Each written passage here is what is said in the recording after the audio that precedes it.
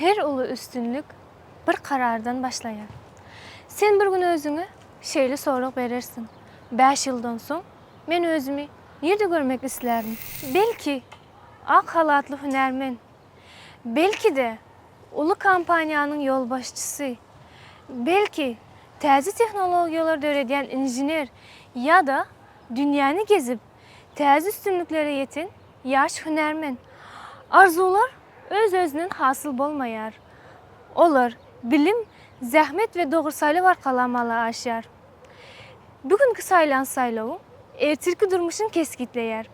Sebäbi täze dostluklar, täze bilimler, täze mümkinçilikler we ulu maksatlar saňa garaşýar. Özüňe inan, arzu et, maksat koy ve o maksadyňa şu gün ilkinji ädim et. Sebäbi gelecek şu gün başlaýar.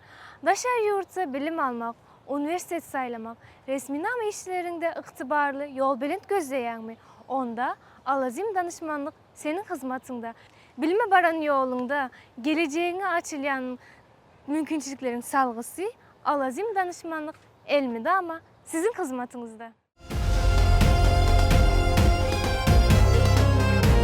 Alazim Consulting.